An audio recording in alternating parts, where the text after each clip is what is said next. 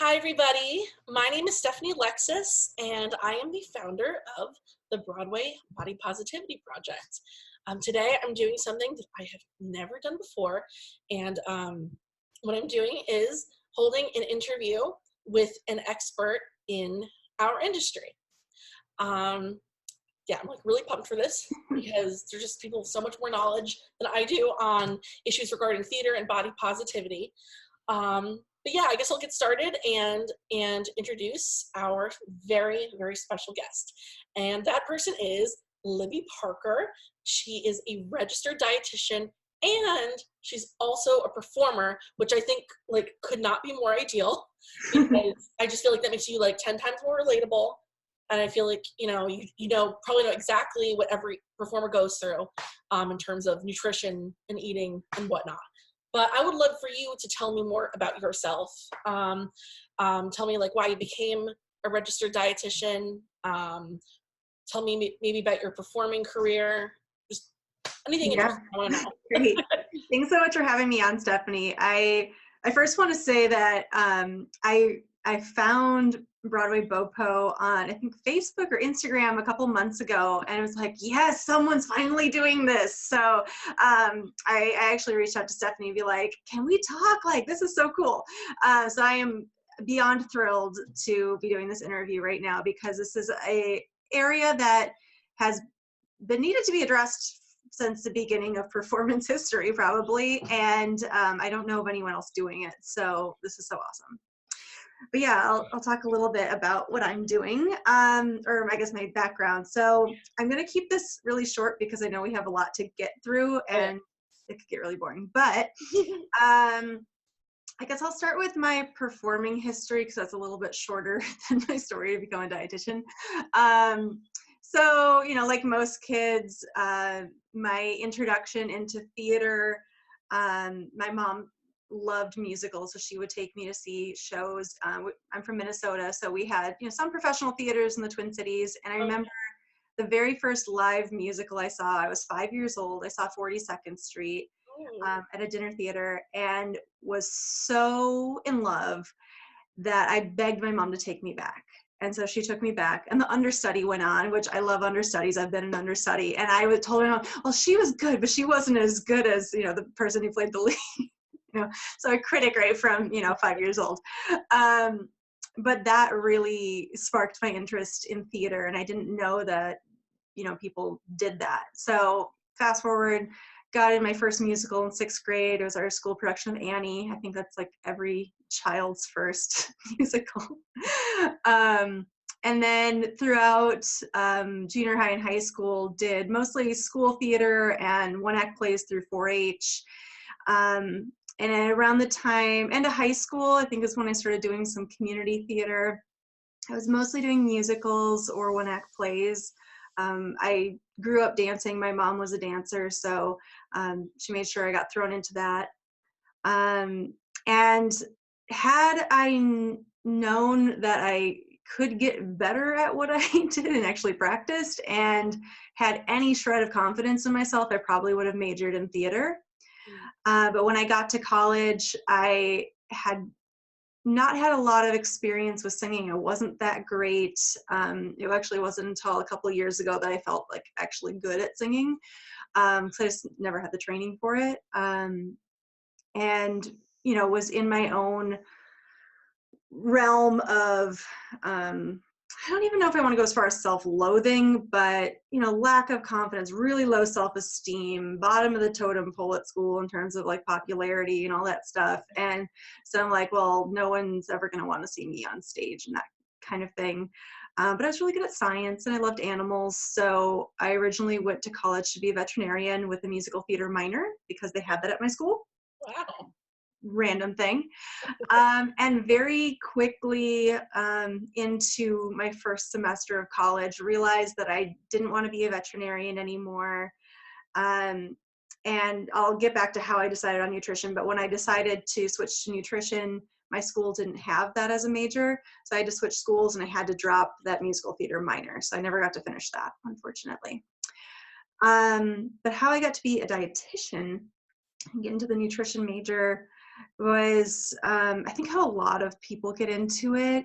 My last year of high school and through most of college, I was struggling with an eating disorder that I didn't know I had.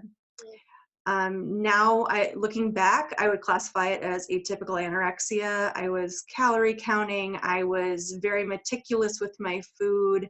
I was obsessive about trying to eat healthy and reading all of the different diet programs and like, well, if this made me lose some weight, then doing it more extreme will, make me lose more. And was in this really obsessive spiral for about 4 or 5 years.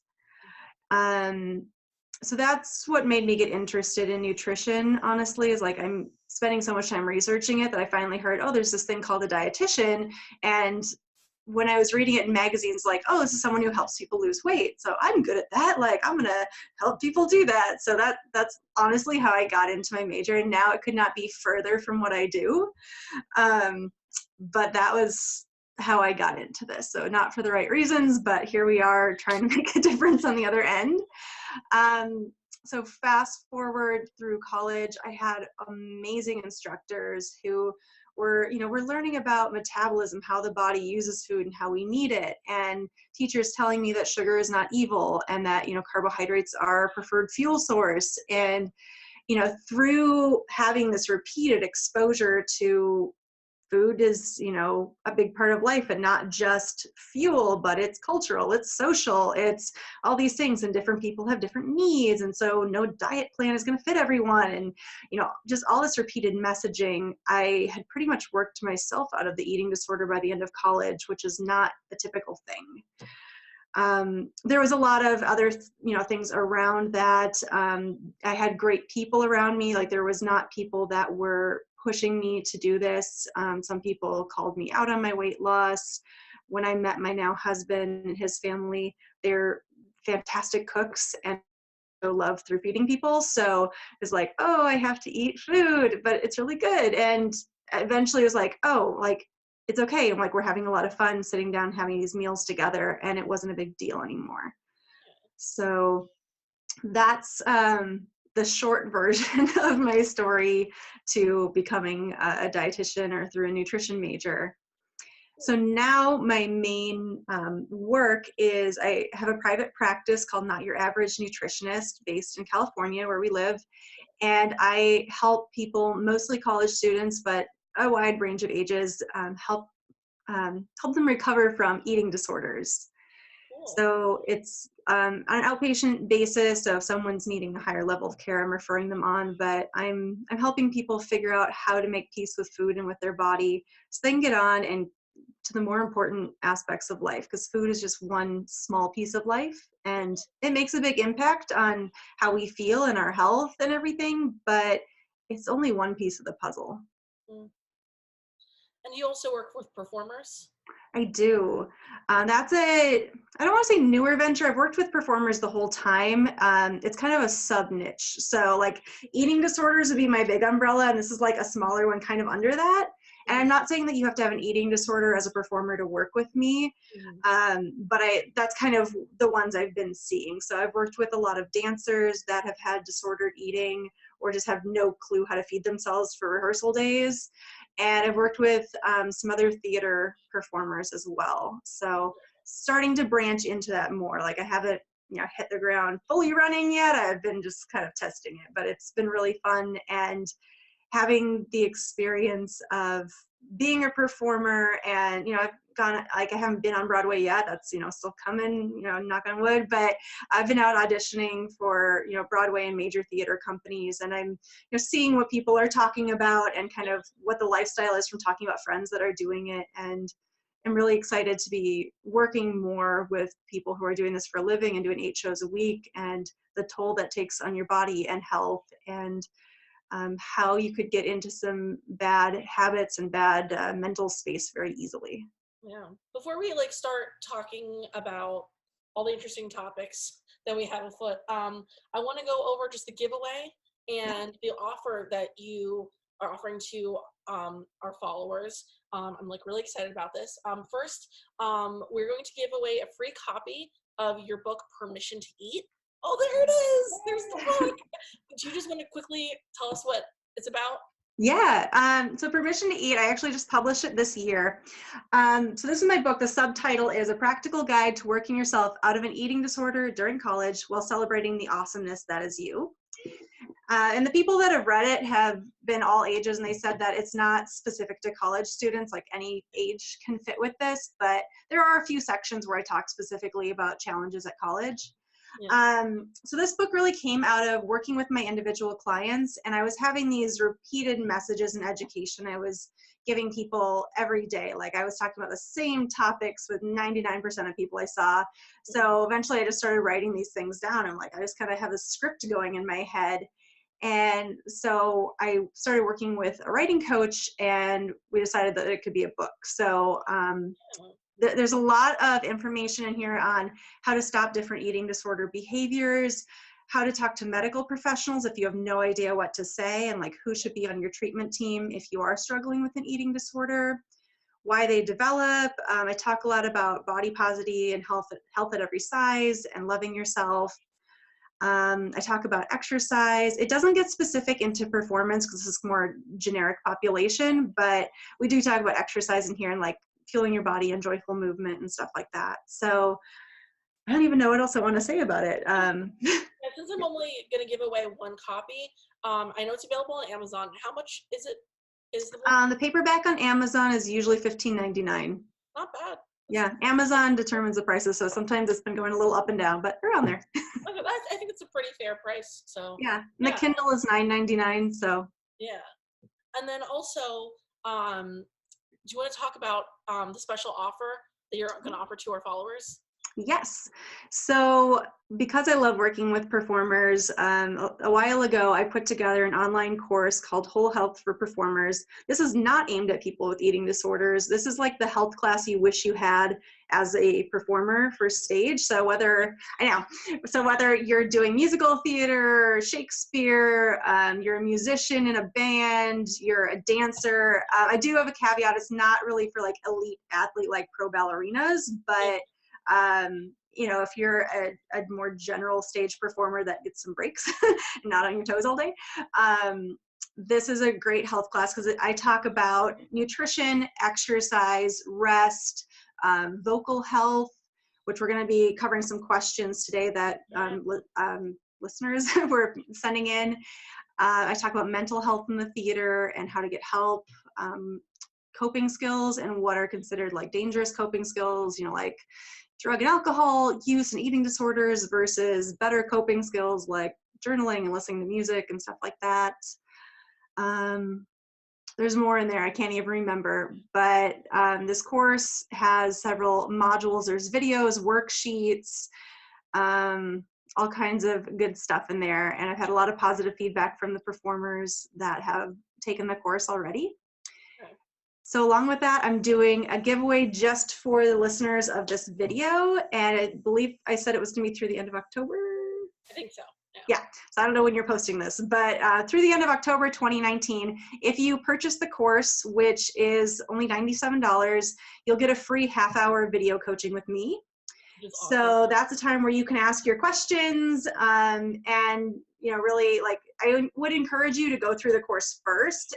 You can schedule that time with me, but go through the course and see what other questions come up for you so you can get those extra things answered. And that's something that I don't normally offer with the course.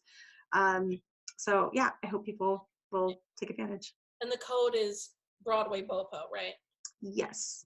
Okay, cool. I'm going to have to take you up on that offer because I have so many questions for just for my own self. But yeah, let's just like start, I guess, digging in.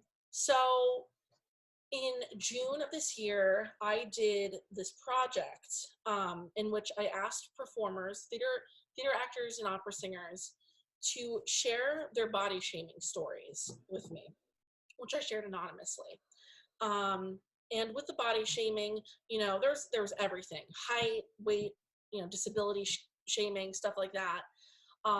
There was some skinny shaming, but mostly there was fat shaming. I actually got so many similar sounding fat shaming stories that I actually had to like turn away people. It was alarming how many of them, like, you would think they were just rewritten by the same person, but Ugh. You know, ugh. But there was two things I noticed with the fat shaming stories was that the actor in question was either told they were too fat to be a performer, or they were too fat to play a certain type of role. And those types of roles were like leading roles, like leading lady, leading man, prince, princess, ingenue, damsel in distress. Basically all the characters that are typically worthy of love, considered beautiful, Have the good songs. Yeah, exactly.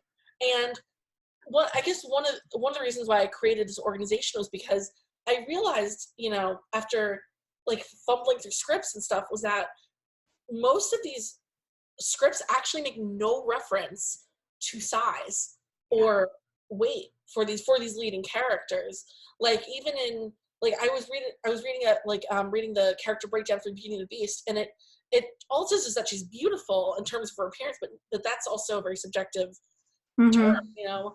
And so it's, you know, so in your opinion, why do you think casting directors, professors, whoever performs casting for anything, why do you think they continue to mostly cast, like, you know, slender, able-bodied people in those kinds of roles?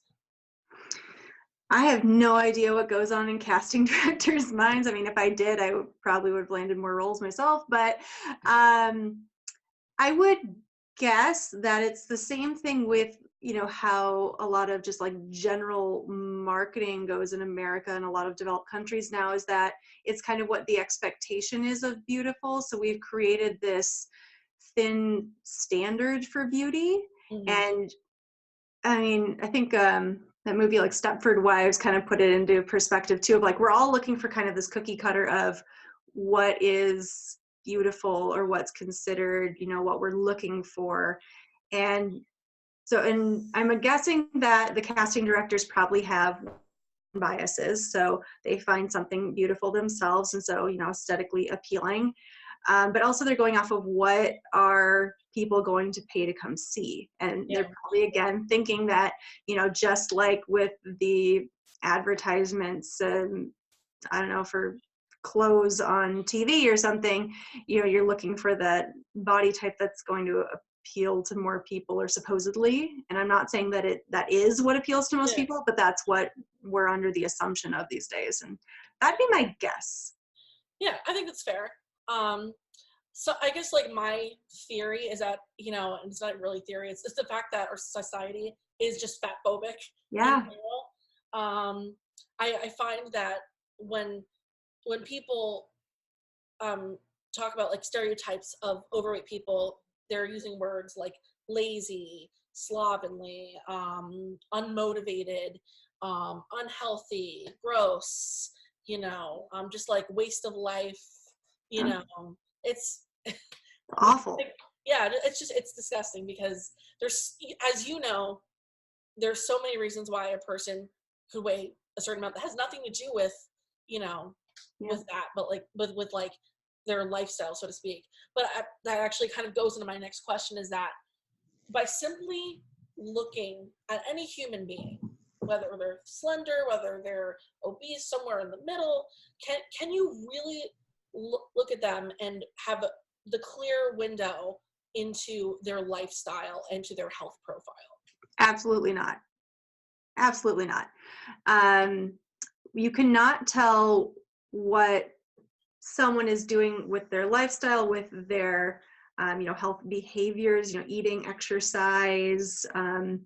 You can't tell really anything about someone based on their size, because first of all, size is, you know, a lot of it is genetic. Some of it is circumstantial or behavioral. You don't know what they're going through. Like if someone just, you know, went through a horrific death in the family, they may be eating to self-soothe. And so you don't know where someone's landing on this. And it doesn't mean that they're lazy or gross or anything like that.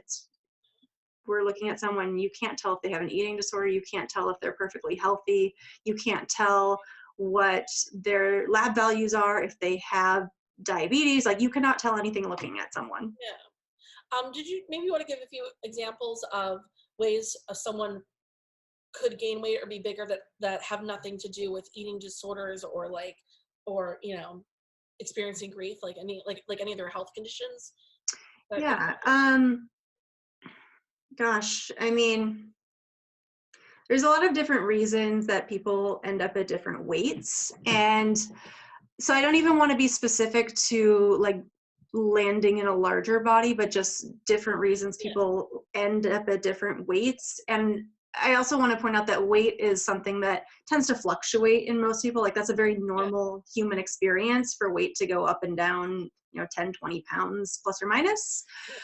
So so many people get so tethered to a scale and like, I need to stay at the same weight every day. And like, no, ditch the scale, throw that away. Because it's not important and you're going to fluctuate anyway, so don't piss yourself off. So yeah, reasons that people will end up in different body sizes that are not eating disorder related. So on a great note, if you're someone who is eating and exercising very intuitively, so you're listening to your body, you're eating what sounds good, you're eating to nourish yourself, you're moving in ways that feel great, you're not pushing it and overextending yourself, you're not, limiting or binging on food or anything like that, your body's going to find its natural happy weight. And again, that has a range to it as well, but it's the place of finding your happy weight is when it takes no work to maintain it. Mm-hmm. So you're not trying to diet, you're not trying to hit the gym every day or whatever. It's going to feel comfortable and natural. And that might not be what is like calculated as your healthy weight when you do those online calculators or things like that, or what our standards of beauty say is appropriate. Like you can have a completely healthy, normal, happy weight and have a higher BMI. BMI is not a perfect number. It's bullshit measuring index is what we're talking about. So yeah, I want to start with like, just because your weight's not where you think it should be. I'm using these quotes a lot because there's a lot of words that are like, ugh, just sick of them. But it doesn't mean that what you're doing is wrong. And in fact, you might be doing something very right. So I want to lead with that. Okay. But there are a lot of medical conditions that can affect weight plus or minus. So obviously things like cancer can cause weight gain or loss. Different metabolic conditions or autoimmune diseases, so like thyroid issues can cause gain or loss. Diabetes, a lot of people think that being overweight causes diabetes, and that's not totally true. It can have an impact, but there's been a lot of studies showing that the blood glucose levels and hemoglobin A1C, which are our blood markers for measuring diabetes, actually can improve with lifestyle behavioral changes that don't result in weight loss. Okay. So we're looking at like maybe a lot of the things that we've associated with being overweight or obese are not necessarily causes of these diseases like we once thought, which is pretty cool because we can work on this. What are other diseases? I'm totally blanking, but there are other health conditions that can affect weight. I was going to say for me, like I struggle with PCOS, yes, hypothyroidism, and I also have I have autoimmune responses to like foods and stuff. It's a lot of, but like, and also for me, like I'm going to be very like open and honest with you all. Like I have complex post-traumatic stress disorder. I take care of a loved one who's disabled, and because of his illness, it causes him to like, hurt me physically. And so I know that sometimes like I go to like something that I always go to like Coca-Cola, like to soothe me. It's like my drug of choice, I find. So it's, but I feel like if I were never like experiencing the trauma over and over again, I wouldn't maybe feel that need to get that like that chemical rush from it. So, but and also people just, I think, and also like, I like a lot of actors, I have anxiety and depression. And when you're depressed, you don't want to get out of bed and you don't even want to shower and you're not thinking about, and you're only eating what's most convenient. You're not thinking about how you're going to make this massaged kale salad. You got to get what's within reach. And that might you only have the energy to open a bag of chips, and it sucks so much. Mm-hmm. I am actually a very health conscious person, contrary to what some netizens believe. So, you know. Yeah. Oh yeah, we didn't even tap all the mental health stuff. Yeah. So absolutely. It's a whole thing. Yeah. I wanted to talk about a little bit about some of the stories that we did receive, again, with the whole body shaming project. A lot of issues, a lot of these body shaming stories happen in college, in the college theater departments. I got quite a few stories where, students were publicly fat shamed in front of their peers, or their professor just kept making these body shaming comments to the point where they developed eating disorders, body dysmorphia, and a lot of them, as a result, would go on like crash diets. So I'm sure that you know a lot about crash dieting, and how it might be relevant to like college theater students.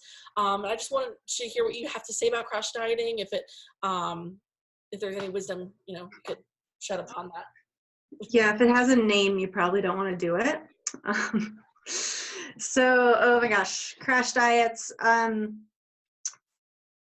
Yeah, I mean, just as a general rule of thumb, it's not a good idea. There's a lot of research out there. Again, 97 or 95% of diets fail, and by fail, I mean they fail to keep the weight off long term. Yeah. And usually you end up gaining back more weight than you lost. Okay. And in addition to that, they can be really harmful, not only in terms of, weight and metabolism, because that's what most people are focused on, but they can be harmful to long-term medical issues. It can definitely do damage to your organs, especially if you're not eating enough for prolonged periods of time, or if you're missing out on essential nutrients. There's a lot of things that it's not as simple as, I'm assuming most people in here, if we're talking about nutrition, know carbs, fats, and proteins are 3 macronutrients.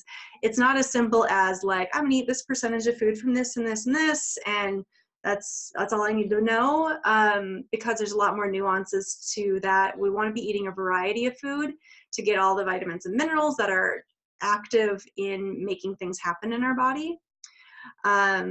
So yeah, just my big summary is don't do diets. I don't even know where to go from there. Well, how about this? Okay, so some of the students in these anonymous online stories, they were told by their own professors, like, you need to lose like 20 pounds if you want to be on the stage, or you need to lose 20 pounds if you want to play this leading lady. Do you think that if they're going to make such a bold statement like that, that they should at least have some resource for that? Like, I mean, I just feel like you're gonna be like, be that rude. You might as well. Yeah. I mean, if we're in an ideal world, they shouldn't be saying those things. So, okay, but we can't stop that, right? Yeah. Maybe we can. I mean, I feel like that's some sort of like discrimination, because you wouldn't like go up to someone in a class and be like, oh, we're not going to have your race in this class or whatever. Like, I feel like that's so similar. So yeah. If you're a student in this situation, bring this up to someone higher in the institution, like maybe you're your student success people, the deans or something. Yeah, like we need to start making a noise about this, because this shouldn't continue. Yeah. So beyond that, though, the question you were really getting at is, should there be like health education, nutrition education in colleges with performing arts programs? And I think absolutely. With a caveat of where is the information coming from, and is there a bias that they're taking with this? Because there's a very big difference between, a dietitian teaching health and, we need to take care of our bodies, and some random nutritionist or personal trainer coming in and saying, here's how we're going to make you lose 20 pounds for this show really quick. Yeah. There's a big difference there. So depends on what their angle is, as to whether or not it's appropriate. I think something that'd be really cool is like if that school has like sports nutrition majors or stuff like that, and like maybe if they have to earn practicum hours, maybe That'd be that great. could be like that's how they like build experiences by teaching a workshop to theater students about how they can apply like nutrition to the stage, you know. Yeah, I love that. And also I feel like that helps them build relationship with majors outside of theater, because I feel like sometimes when you're in a theater program it can be a little insulated, you know, and it's nice to meet people who have other experiences. So Yeah. I mean, it is sports nutrition. You guys yeah, are athletes. exactly. I always say, like, to people who say that I'm like glorifying obesity and unhealthy lifestyles just, you know, by doing this, I don't think those people realize that, like, no matter what size you are, you have to have a health routine in order to survive Broadway. Yeah. You know, in general, is there any pearls of wisdom you can give to college professors? We do have college professors who follow this page, and they want to, you know, they want to make a positive difference in their students' lives. They're body positive themselves. They just don't know what's appropriate to say and where to start. So if you have anything. Yeah. First of all, if you are a college professor and you're watching this, awesome. I'm so glad you're here. I teach at a college as well. So I understand when you have curriculum that you have to follow and you're trying to do the right thing and your hands are half tied, but you still have movement within that. So you can do things. So yeah, in terms of creating more body positivity in your classes and in the shows that you're running, don't talk about weight and don't stigmatize things like we were talking about earlier. Don't label someone, whether it's a character or a real human in your class, don't label them as if they're overweight that they are lazy, or, you know, whatever words you're trying to put around that. Look at the scripts that you're teaching and see what are the actual requirements of the character. I think that we, you know, just as we were talking about earlier with the, you know, who's appropriate to be like the ingenue or whatever, it shouldn't matter unless there's a really specific physicality that the person needs to have. Like, you know, when you're doing a chorus line, you need to be able to do the dance moves. I don't care what your body shape is, but you need to be able to dance that well. So if the part requires, you know, a certain skill set, of course you need to cast on skill set. But if it's, you know, someone who just talks, it shouldn't, you know, matter. And if the best dancer is in a larger body, awesome, make them do it, you know? So it should not be based on these non-consequential reasons. So again, look at your scripts, what's really, really required. Most of the time, there is nothing in the script, as we were talking about, that says anything about the character's size. A lot of times, things are open to interpretation, like we just saw. I mean, the Tony winner from Oklahoma was in a wheelchair. Like, this is Rodgers and Hammerstein, and they pulled this off. So, I mean, if they can do that, there's a long way we can go with any show, whether it's, you know, older Rodgers and Hammerstein, Gilbert and Sullivan, or new Lin-Manuel Miranda. You know, we've got this whole range of, we can get people in different roles than what is expected, and that might be something really exciting for the audience, for the people in the show, and really start to open the eyes of more people than who you're teaching. Yeah, good storytelling is good storytelling. Absolutely. At the end of the day, it's funny, I have like all these theories about how we could cast actors with marginalized bodies in certain roles, you know, to actually, in many ways, actually bring more insight to the storytelling. But, you know, I don't know. We shall see what happens. I think as long as we keep advocating for complete diversity on the stage, then, you know, we'll eventually see progress. But since you mentioned Broadway, you know, which is what I'm assuming most of the people in this community like want to do is, you know, become a Broadway star. What makes Broadway unique, as we all know, is that you do 8 shows a week. That is not easy. I would like to know if we could just talk about like what would a nutrition routine kind of look like for a Broadway performer? Yeah, so doing 8 shows a week, only having that one day off, all your days are going to look pretty similar in terms of food, because even with that day off, I mean, it's not, you hopefully are resting some, but you're probably getting laundry done and other things. You're not completely at rest probably. And even I think a big misconception that people have just kind of generally with activity versus days when they're not as active is that, oh, on days that I work out, I could eat more, and days that I'm not exercising, I should eat less or something like that. And unless it's something really, really outside the norm, like you ran a marathon or something and you don't do that every day, there really doesn't need to be a change in the amount of food you're eating from really active days to less active days. So I would say that, you know, if we're having Mondays off and doing 1 or 2 shows the rest of the days of the week, Mondays aren't going to look any different than Wednesday, you know. But in terms of keeping your energy up, you're going to want to be eating probably small and frequent food throughout the day, and it's going to be individualized. So, you know, whatever I say, take it with a grain of salt, figure out what works for your body. But for most people, especially to avoid digestive upset on stage, that's something else that I cover in my course, by the way, how to avoid digestive issues on stage. You're going to want to be eating small and frequent amounts of food to kind of keep that energy trickling into your system. Our body really likes to get nutrients kind of constantly coming in rather than a huge lump sum at once, because we can only process so much at a time. And if let's say you're eating 1 meal a day, your body is going to have much less energy. You're actually going to store more as fat. You're just not going to be feeling your best. Your body's not going to be supporting its organs as best it can, as if you had that same amount of food and spread it out throughout the day. Okay. Now, I guess I want to understand what that looks like small meals throughout the day. You know, it goes over my head completely. Yeah, and the reason I'm keeping this really vague is what works for one person doesn't work for everyone. And you know, just kind of having those disclaimers. I'm a dietitian, but I'm not your dietitian to the watchers out here. So you're going to want to figure out what's going to work for you as an individual, whether that's trial and error on your own or working with a dietitian to come up with your own plan. Mm-hmm.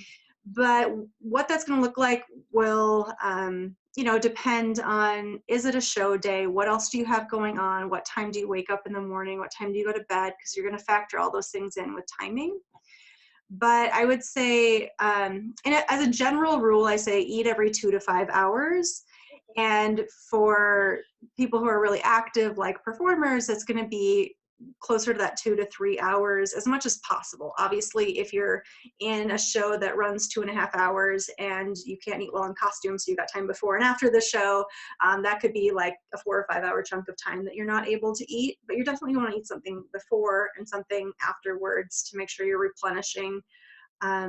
If you have time during breaks in the show, you might be needing a little snack or even a sports drink or something if you're sweating a lot. Because if we're losing a lot of electrolytes, especially, you know, if you're doing really, you know, athletic stuff like dancing on stage and you're in those hot lights, you've got hot costumes on. I actually, in my course, tell a story of when I started having heat stroke during a show.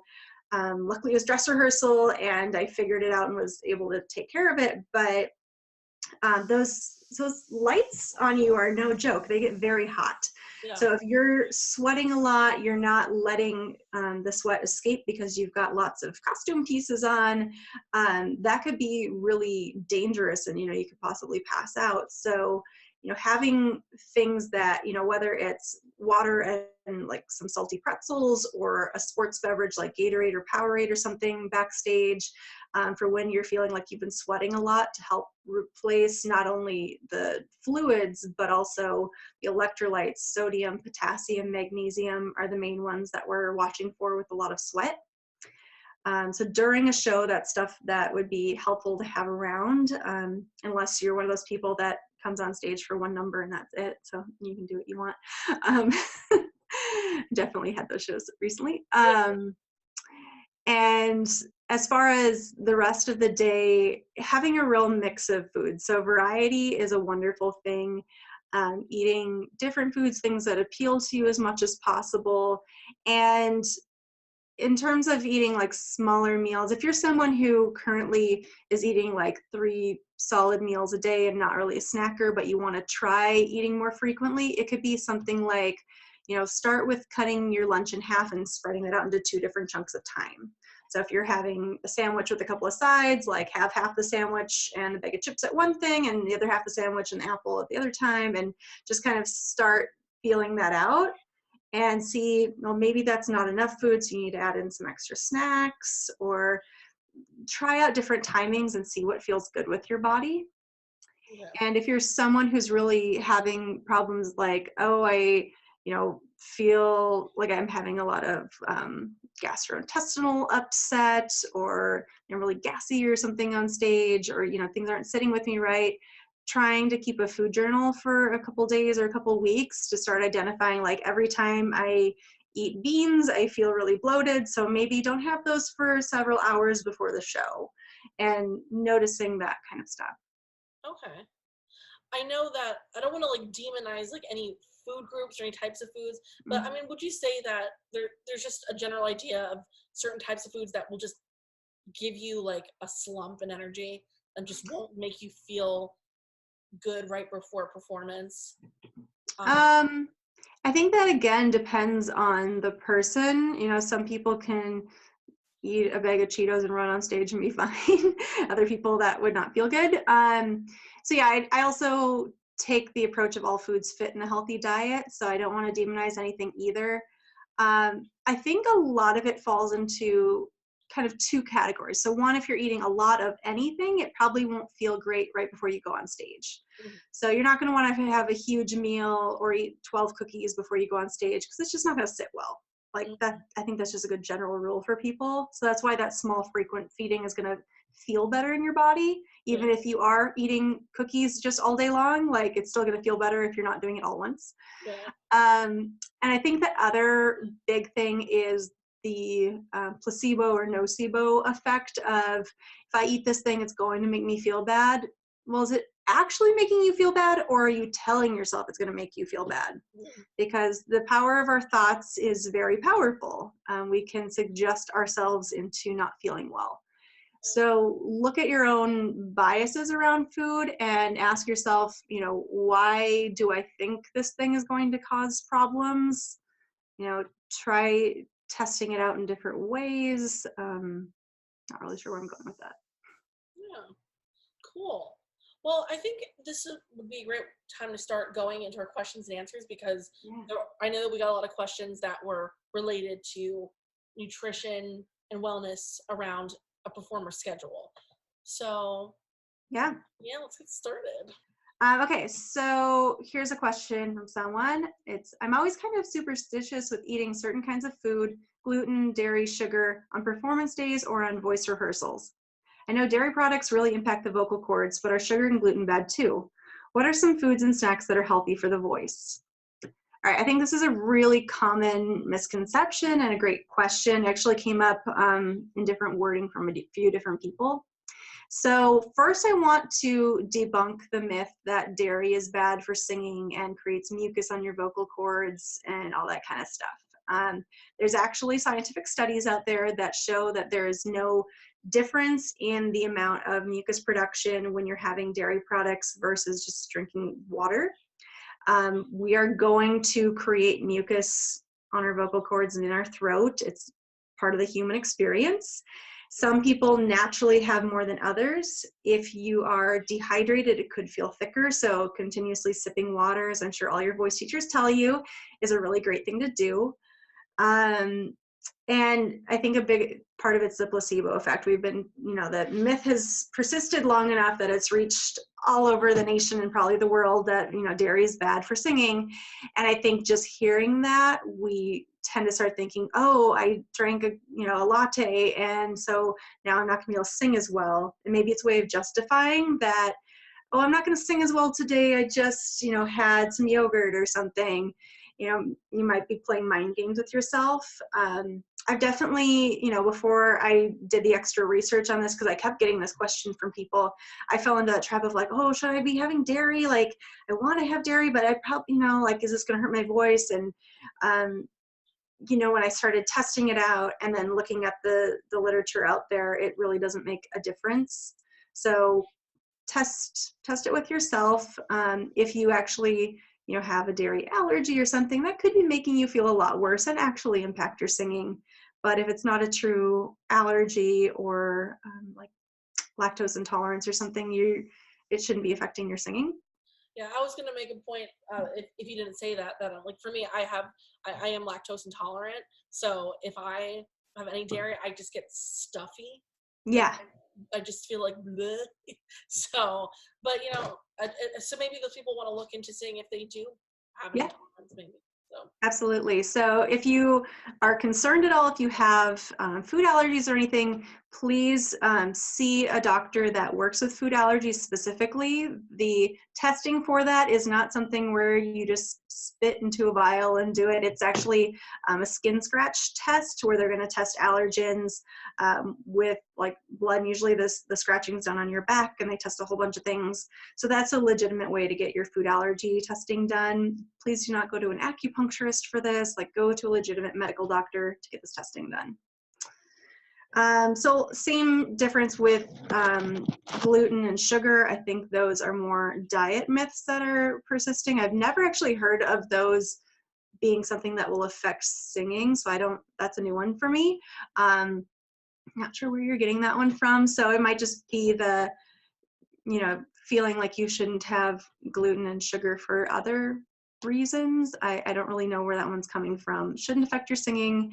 You don't need to avoid it unless you have celiac disease, which is an autoimmune disease that means you can't have gluten.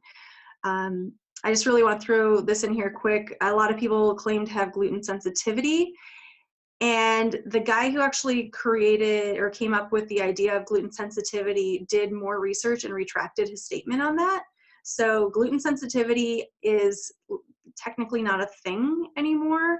However, I do believe some people feel better eating different foods. So, maybe eating a lot of bread before performance doesn't feel great to you, and that's something you're more sensitive to, where the person next to you could eat half a loaf of bread and feel fine. I can get behind that feeling a little different, but it should not affect your singing. And unless you have a legitimate allergy, there's no reason to avoid these foods. All right. What's another question here? That's another one. Okay. Question. What types of foods are good for stamina when doing 7 to 8 shows a week? And is it better to eat multiple snacks a day or 3 solid meals a day to help keep up energy and avoid burnout? This person said, currently doing 2 shows right now. I'm going to be needing some tips on stamina. LOL. So we kind of covered that, but I think that what we want to be looking at in terms of more specifics with the foods is, again, having a big variety of things and eating things that you feel give you energy, which might be different on different days. Like some days you might feel good eating a ton of veggies and like feeling that cellular energy happening. Other days you might want a big slab of cake and that's going to give you more energy. So feeling it out and trying to find that balance. As long as you're not going hardcore one or the other, it's really good to listen to what your body's asking for that day, and that's going to guide you better, because if you are really craving something and you don't get it, you're going to be thinking about it, and then that can affect your performance as well as your mental health. So eating a variety of foods, trying to get fruits and veggies in there as best as possible, especially with all the great water content in fruits and veggies. You're going to be helping to hydrate from the inside out, which is going to be really helpful for your voice, and it will, you're not going to be going to the bathroom as much as if you're just chugging water. You're going to be getting more nutrients in. Also, in terms of keeping energy up, carbohydrates are the king of energy. So again, we're looking at performers as athletes, and any endurance athlete, whether it's a runner, a cyclist, a dancer, a Shakespeare performer, you're doing things for long periods of time. You are not sprinting, you're in a marathon here. So we want to have carbohydrates as the main source of energy. And if we're just looking at, I don't like to use a ton of numbers, but to just give a good example, if you're eating an appropriate number of calories for yourself per day, around 50 to 60% of that should be coming from carbohydrates for performers. So that's, again, over half of our calorie intake should be coming from carbohydrates. And what that's doing is it's the first and preferred fuel source for the cells to keep energy. And we can store it as a short-term energy supply called glycogen, which we pull from when we're doing sustained activity. And that is much more efficient to break down than breaking down fat stores. And our body doesn't like to break down proteins because proteins are building up our organs and our muscles and all of that. So there's a protein sparing effect that the body does. So if we're going to be focusing on a category of foods for the performer, I would say really focus on the carbohydrates. Okay, cool. Yeah. And, make sure to pair them with fats and proteins too. But okay. Got some different kinds of questions here. So, okay, here's a great question. And I might not be the most qualified person to answer this, but I'm still going to try. When you look differently than other girls in theater, how do you use it to your advantage? And I would say this goes beyond theater. This is just a life lesson of rock it. Be confident. Confidence is what's going to get cast. Confidence is what people are going to be attracted to. Confidence is what is going to make you own the room. So whether that room is the stage or the casting room or the party you walk into or your living room, the more confident you are, that's really what it's about. I think for everyone, people will say it's about body type. It's not. It's about how you bring your presence.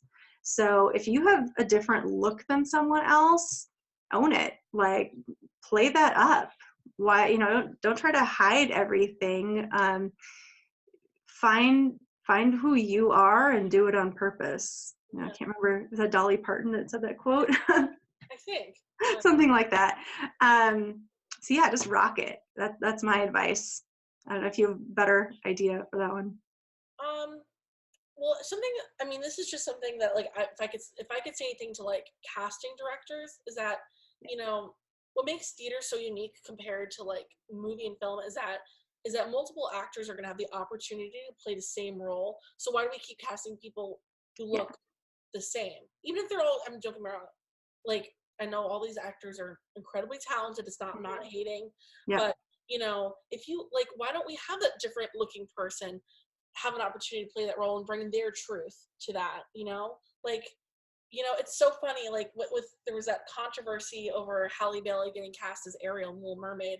I was dying to see a black Ariel. I wanted to see what she would She's bring. a mermaid, who cares? First of all, it's a mythical creature, but I would love to see what a disabled actress could bring to that role, a plus size actress can bring to that role, because even though it says she's the Little Mermaid, it actually has nothing to do with her weight. Yeah. So, just want to clarify that. So, yeah, it's just because she's the youngest of 7 sisters. Like, yeah, and she said, like, she's 16, so right, people. No, but yeah, I just think, if you look different, just think about it as an opportunity to share your truth, in your unique way, and and I believe one day we will get to do that, because I think times are changing. So yeah. I mean, look what Hamilton brought. All of our founding fathers were not white men. It's like, that's not even historically accurate, but way to go. Like, they rock it. It's like, that's like what I'm living for, that kind of storytelling. So yeah. And it needs to reflect, I think it was Lin-Manuel Miranda who actually said that, like, it's a story about America then using actors today. And I do believe we have an obligation to honor our talent pool, which in America is very diverse. Maybe like in Iceland it's a different story, but like here it's just there's just so many different, like, shades of uniqueness, I guess. So let's celebrate it, man. And also I'd say to those people, like, fight to be on the stage, because there's going to be someone out there who's like you and is going to see you on the stage, and you're just going to make their day, you know? So, but I want to hear some of the other questions, because I know there's some other really good ones that how do you fit real food into a busy tech week schedule with school or work too? Great question. I think this is one a lot of people have.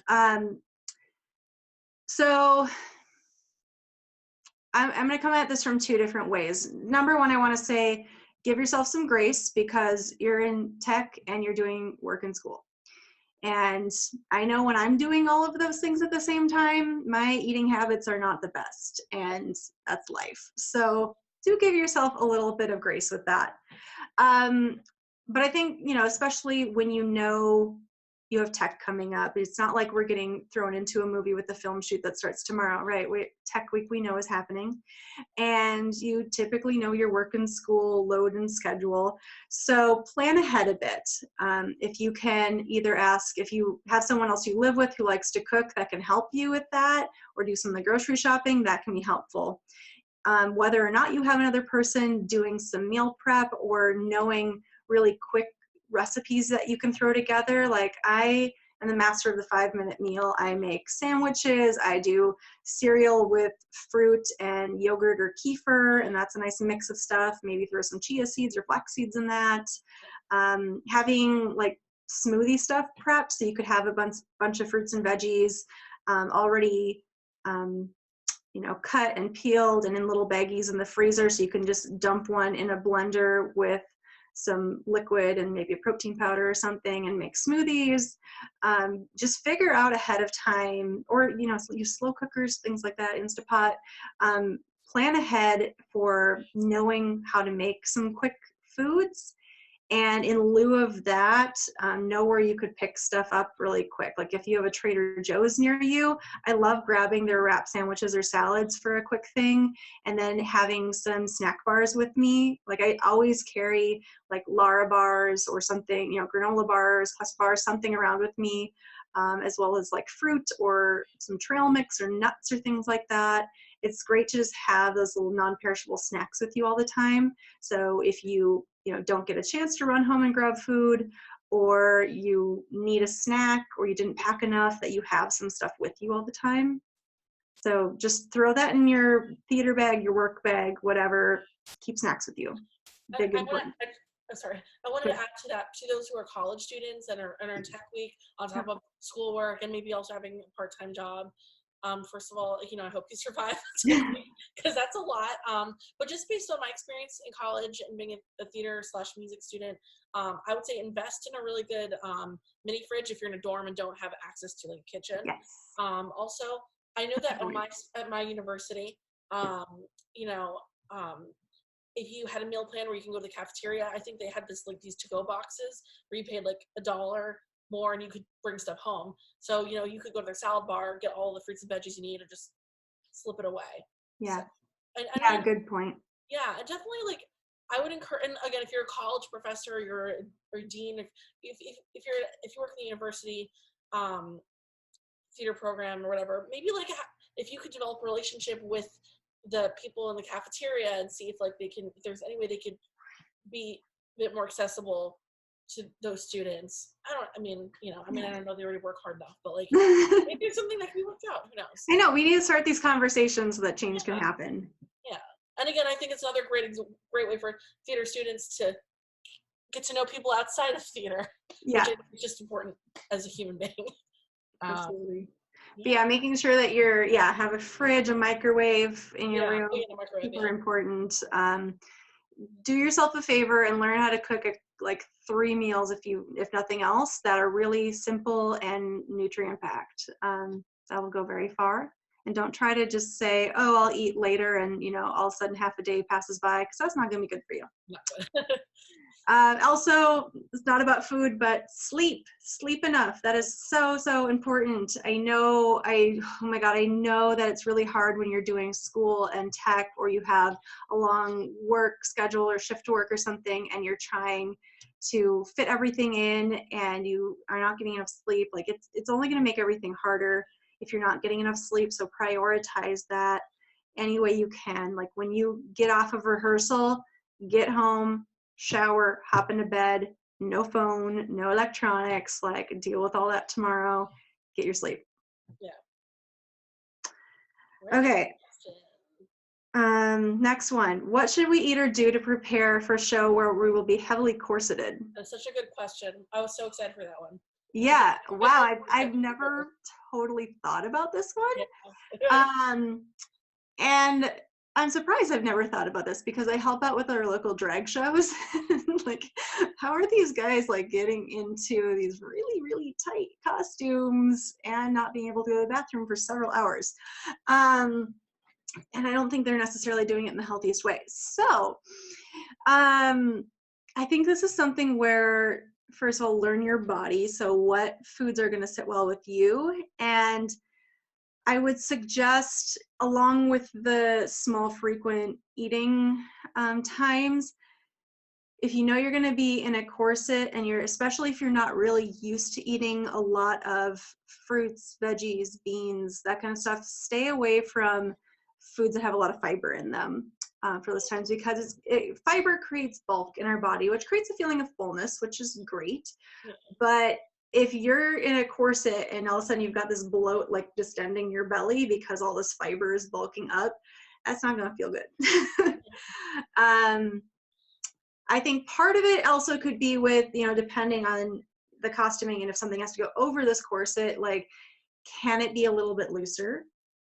We don't have to push ourselves to the extremes with these things.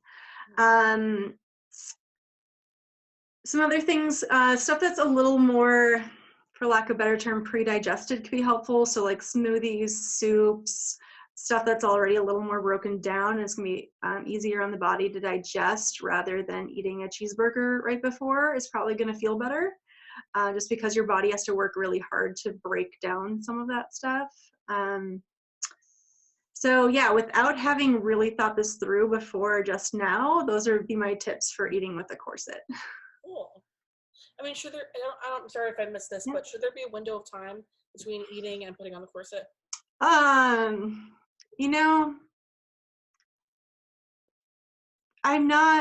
probably wouldn't eat directly before, maybe half an hour or so, but as with most shows and food, you kind of fit it in when you get the opportunity, because if you're doing warm-ups and then you have 5 minutes to eat before you have to get into costume and get to places, and you eat when you can. So try to give yourself some time, but a lot of times on show days it's going to be what it's going to be. If you're wearing a corset just for fun, my question is why? So in that case, you're on your own. When you're projecting or singing, or people who are pregnant and have had to wear a corset back in the day or whatever, your belly kind of pushes out below it. So making sure that you're breathing deep and like low, rather than trying to breathe up here. Because a lot of people are like, oh, my stomach's constricted, I need to breathe like this, and we know that's not good for singing or projecting or just good breathing. So you still want to be doing the belly breathing and keeping it really low down. Okay.